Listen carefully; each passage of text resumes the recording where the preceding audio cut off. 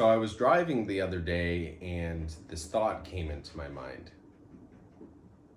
And I remember just looking out at all the cars. I think I was stopping to get gas, looking out at all the cars and just thinking to myself, there is no way that all this gas that we've been using for hundreds of years is coming from decayed dinosaurs and algae in the ocean. And I didn't have any evidence at that time to back it up, but I remember just thinking about it like, did we ever actually learn how it happens? And I thought to myself, I was like, no, I feel like I've only seen a couple of bad illustrations on it.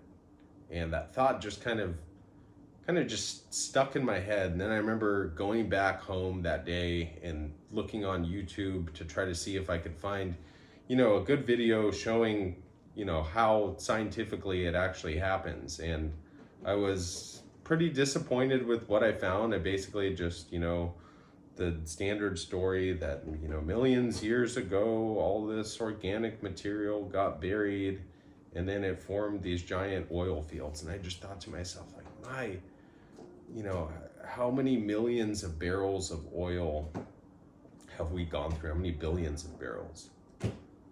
And it just didn't sit with me. I was like, you know what? There's got to be something more to this. And I didn't really research it any further right there, and I didn't find a whole lot of anything. They were, real short videos and kind of everything I heard before. And then it was maybe a day later or a couple days later, and I was talking to a friend at church, and I don't remember if he mentioned something about the subject or if I mentioned something about the subject, but it came up.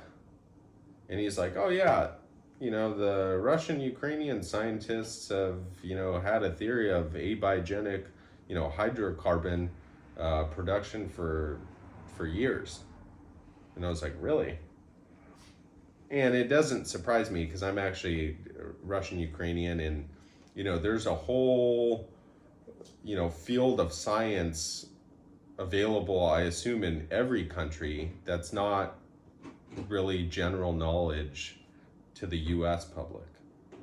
And so he gave me a name, and then I looked it up, and sure enough, there's over 1,000 papers published on the subject in Russian. And hardly anybody has ever heard of the theory here. If you mention it here, you're suddenly the tinfoil hat guy, and that's just, crazy talk. But you start to think about it, and the theory makes a lot more sense when you take into the account that Saudi Arabia, despite massive amounts of consumption, has increased their oil fields by billions of barrels. Just think about that. With all the export, all the production, all the oil that's been sucked out of there, their oil fields are bigger now than they were 10 years ago. Venezuela, I think, actually has the biggest oil reserves right now. Russia has tons of oil reserves. There's oil all over the place. There's untapped oil pretty much everywhere.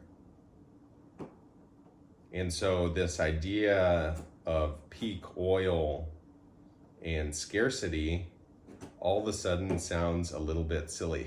I even wanted to make a new bumper sticker that says, support renewable energy, drive a diesel. So I'm gonna just read you, I'm not gonna read the whole article. It's a long 14-page article. But I'll just read a small little excerpt. So among early Russian proponents of inorganic origin of hydrocarbon formation were Medvedev, 1877, who assumed that hydrocarbons were generated within the earth by interaction of water with iron carbide, and Verdansky, 1933, who concluded that increasing depth in the earth's crust, the oxygen content would decrease to zero and the content of hydrogen would increase, leading to the formation of hydrocarbons at depth. More than a thousand papers on the Russian-Ukrainian theory have been published in Russian, Kenny, undated, B, but only a handful in English. This makes an assessment of this theory by non-Russian speakers very difficult because very few papers have been translated dealing with the process involved in petroleum formation and migration at specific locations. It is therefore not easy to get a feel for how the Russian-Ukrainian theory was used to find a commercial hydrocarbon deposits. However, two papers by key protagonists of the biogenic and abiogenic theories can be considered to compare the different attitudes of Western and Russian petroleum geologists at a critical juncture. So this paper is titled Abiogenic Origin of Hydrocarbons, a Historical Overview. And there's lots of material on this subject, but you do have to know how to dig for it. And as you would imagine, if you search on Google, you're going to get a whole bunch of, fact check type hit pieces on, abiogenic oil debunked type of content. But it's worth noting how once you shift your mind into this frame that oil actually is a renewable resource or potentially can be a renewable resource. By my accounts, I feel like there is sufficient evidence to say that it's a renewable resource. It's being made faster than we can use it. As crazy as that sounds in today's day and age, go green, go electric. Oil is being produced faster than we can use it, despite massive use, massive extraction, and gas guzzling vehicles. But as I was saying, it's worth noting how we've been so conditioned to feel this idea of scarcity. So when the gas prices, were going through the roof, they're still super high, but when they were hitting like $6 a gallon, you get this feeling like, oh my gosh, the oil's running out, the prices are going up, it's getting scarce, they're not producing enough. And you realize that when a resource has scarcity, how much more of an economically powerful commodity that thing is. It's the same thing with diamonds. Artificial scarcity. And for oil, there's a big incentive, in my opinion, for companies and for the mass media at large to keep this information away from the public. They don't want people thinking that this is a renewable resource. They don't want thinking that it's easier to get and there's more of it than we can use, because then it changes the whole dynamic.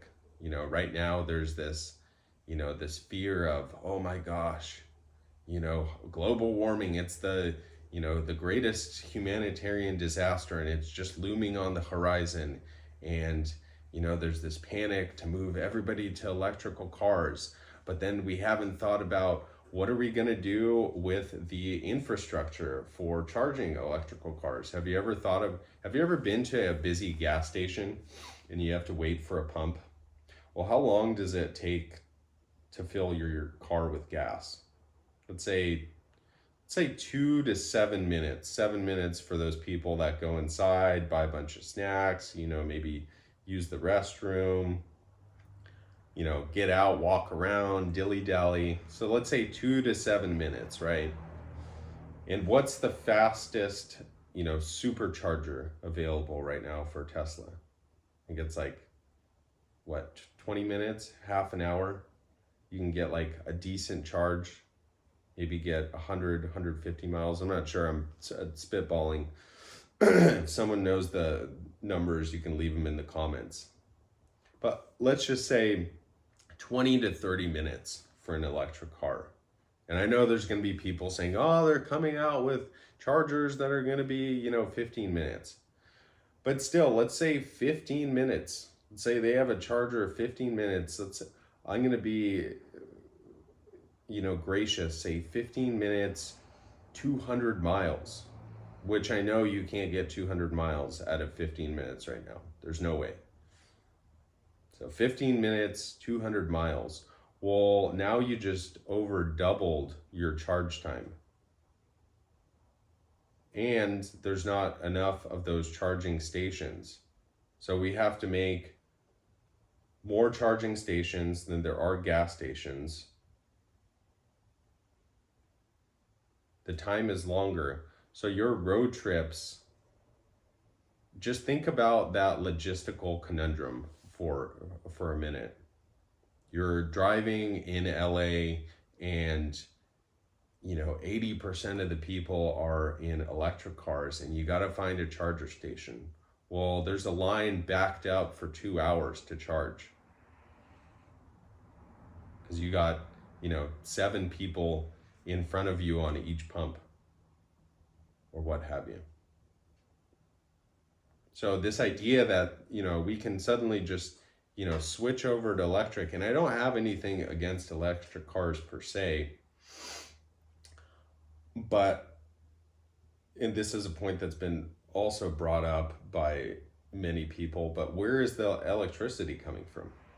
Okay, if it's coming from solar and all that, that's fine, but then you have to take into account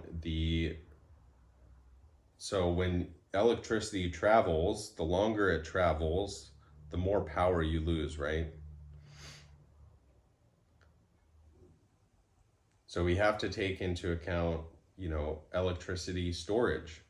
Are there going to be massive solar fields covering every piece of bare earth? I think,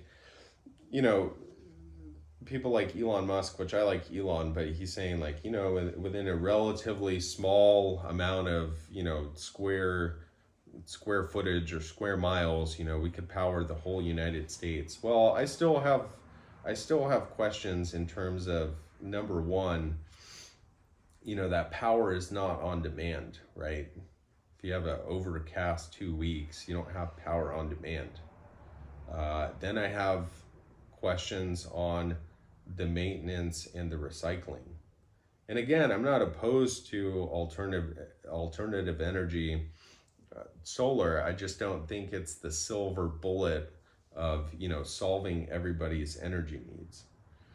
And it's probably going to sound cliche, but yeah, it's like, what's the footprint of nuclear? It's pretty small. And what's the output? The output is huge. So to me, without having the hard, numbers to back it up, from a logical standpoint, it seems like if we're talking about electricity production, yeah, sure, nuclear. You want more people to drive electric cars and you're producing tons of, electricity with nuclear, sure. But at the same time, I feel like there should be this return to, accepting the fact that, diesels and gas-powered cars are going to be in our world for the foreseeable future. And in some industries, it just doesn't make sense to have anything else. People who are working, on big equipment, heavy equipment, trucks, sure, there's electrical trucks. But diesel, in terms of how many miles you can get before filling up, how efficient it is, it would be a hard sell to say that, we need to switch to these, semi trucks and everything with these just massive lithium ion batteries. And, I haven't even talked about, I need to do a little bit more research on the actual metals that make up the batteries. But that's a whole nother question. You know, now you have to get into the extraction of some of these heavy metals. And it's like, what's the footprint of that? So there's a tons of pieces to the puzzle. And I basically just wanted to get people thinking about, you know, next time you're at the gas station, you know, think about this video and go do your research so that you don't turn into, you know, one of these bug people that just hear, you know, whatever it is, you know, oil, peak oil, oil's running out, and automatically just believe it. Just go out, do your research, you know, look at articles, look at theories, see what makes the most sense. See where the facts and the questions lead you. Till next time, take care.